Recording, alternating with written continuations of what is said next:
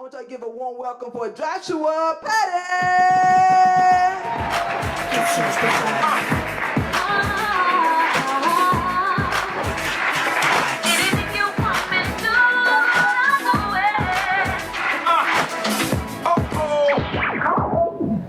Many of us can look at the scars written on our flesh and pinpoint the moment in time where life left its signature. But if only we could do the same with the tears in our souls. Tell me, how much more whole would you be if you seized bitterness by the throat? Long before its sour words spit fire from your lips, how many bridges would still be standing? How many hearts would still be functional if you knew the difference between lust and love before perversion corrupted you and broke your mental chastity? Will your capacity for sexual immorality even be the same? We've all done things that have brought God shame. We can't change them, but it begs the question, why do we do what we do? Is it the sinful world we were born into, or did something happen to us? In the eyes of every soul, there is a hidden river of tears, branching out in all directions, their roots unknown. In the chambers of every heart are mansions filled with sorrows, furnished with regrets and painted with past pains, but we lock the doors, toss the keys, and cut the lights because maybe if we don't see them, we can pretend they aren't real.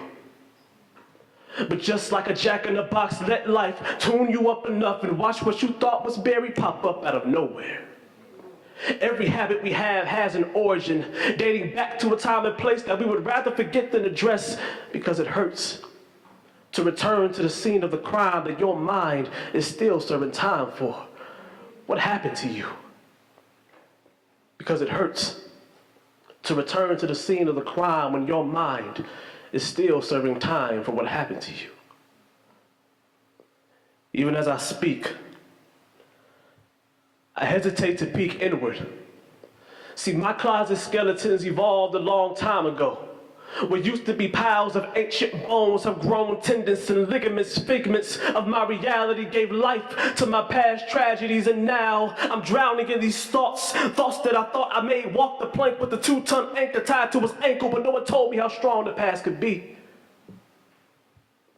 Strong enough to stem the tide of my denial. That as a child, my innocence was shipwrecked, warping my mind to believe that every female I see was just another conquest. So I casted my nets, hooked their interest, and once I was done, it was on to the next. Never satisfied, yet unable to shake this lustful craving, flashes of fragmented memories of the moment that started it all. She was older than me. And we were only supposed to be playing basketball. But she kept stopping the game, saying the way we were playing was all wrong. Her intentions were flagrant foul. I was 8 when she first touched me. And how I wish that the rest was history, because presently I'm still fighting for purity. This is what happened to me. But what about her? The convenience of being victimized blinds me from realizing the plight of the offender, what happened to her, and why on earth did a 14-year-old girl feel that it was okay to introduce an 8-year-old boy to a world that she didn't even fully comprehend? How young must she have been when she was first touched herself? It was so easy for me to hate her and think only of myself. But what happened to me was a direct result of what happened to her. I said what happened to me was a direct result of what happened to her, so I can look back at that point of impact and not only forgive, but live free of the effects that it's had on me, because I do not have to be controlled by my past anymore. But now it's your turn. Think, reflect, remember. Every mental and emotional struggle you've experienced has a genesis. And as a matter of fact, the first act of which happened in Genesis, Satan, in his lies since the beginning of time, has swayed men's hearts to all-out rebellion against God. And though Christ broke the bonds of our depravity, some would rather be shackled than set free, and with sin still lashed to their souls. it's not surprising the role that they played in damaging yours. But it's time to face it.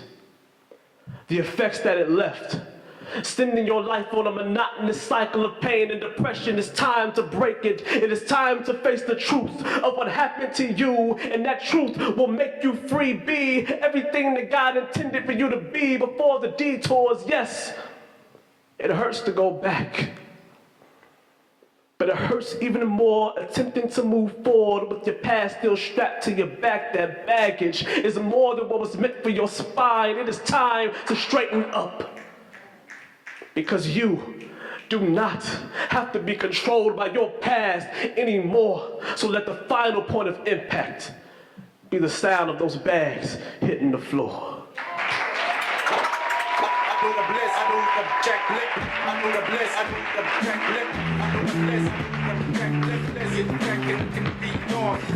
the bliss,